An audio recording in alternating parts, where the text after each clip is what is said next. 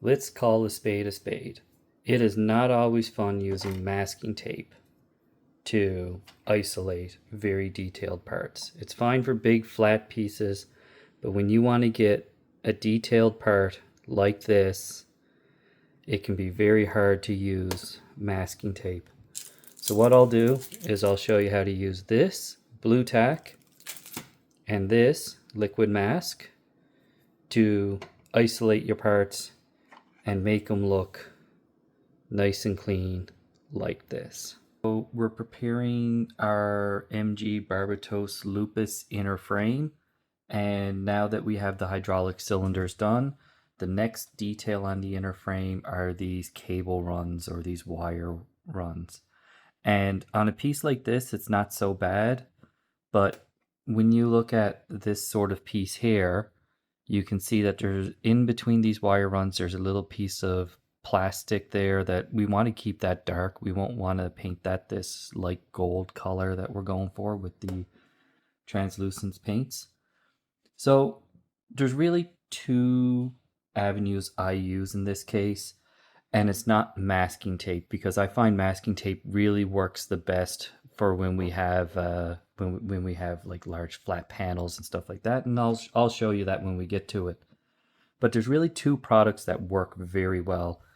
It's this Blu-Tack, and I just bought this at our local dollar store, and it works quite well. I know there's actual Tamiya ones, but I go through too much of it to use the actual brand name stuff, and it works fine. You can see here I put them on the ends because this is where it clips in, and just to keep the paint from building up and allowing those pieces to go into its connector better. The other thing that I use is this liquid mask, and it goes on either by, I use either a what is this, a popsicle stick, or just a really cheap paintbrush from your dollar store, and it works quite well. The only downside with this liquid mask is you can't be in a rush to use it because it needs to kind of set and dry. I usually just set it up overnight and then the next day spray it, and it runs while it's set. So you can see I set it off on the side there so that it just sets up fine.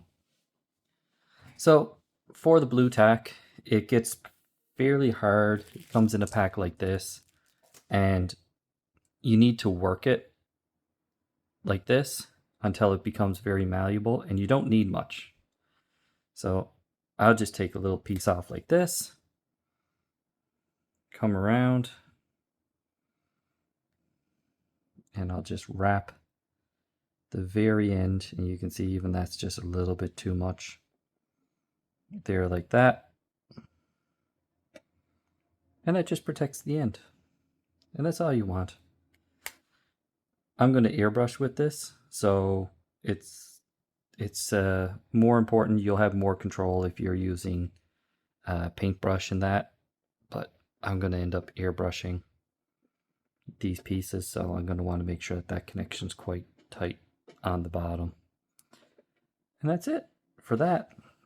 Now the liquid mask, that's a little different. That's going to be a little bit messier and takes a little bit more patience. What I want to do with the liquid mask is I want to get in the center here between the two cable runs, because I only want to paint these pieces on top of the cable run, and I want to just mask off on these end tab pieces there. So what I first try to do is I just try to take like a little bit of liquid mask, and I'll show you how sticky this is. I put the popsicle stick in, right, and it's quite sticky. So that'll be more than enough to do that piece that I'm showing you right here. And we can go, we just touch the end there like that.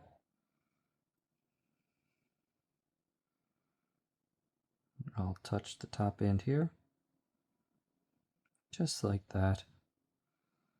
And I'll get just enough in between there. There we go.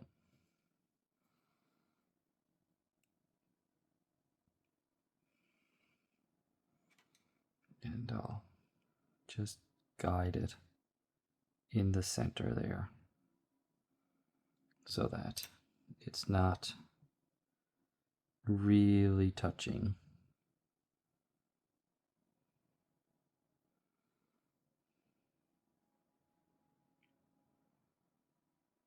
And there we go. And that's fairly easy. So you can see now there's none over the tops of the cable runs there, and we'll keep that centerpiece black. So I'll lay that on the side because I use these magnetic alligator clips. And we'll just work through it.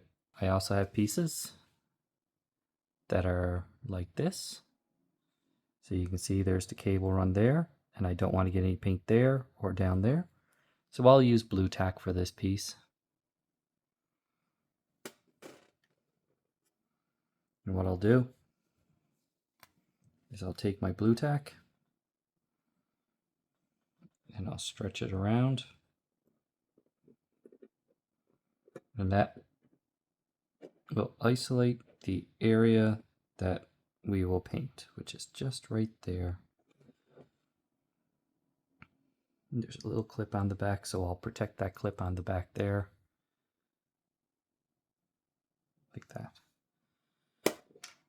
And we'll do the same on the top section.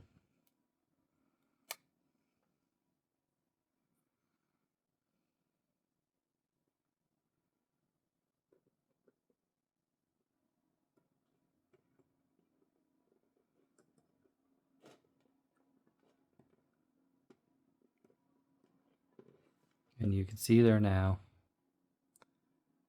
that that's ready for airbrushing. I'll probably just tidy it up a little bit off camera where I can see it a little bit better. Get in around that side.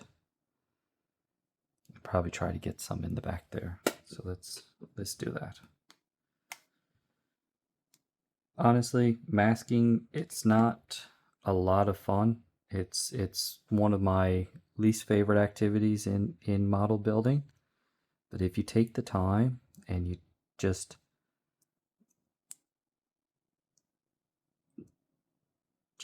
do these small little details, it's what will very much reward you on the end. And there you go. So I'm going to go through. I have this whole tray here, as well as two other large trays like these that I'll go through, and I'll spare you the agony of having to watch all that. But that's basically it. There's two different ways to do it if you don't want to, if you got these funny details and they're hard to tape. I'd always default to the Blu-Tack first, and then if you have something that's very difficult or bigger than what, or smaller than what Blu-Tack can take, there's this liquid mask which works very well as well.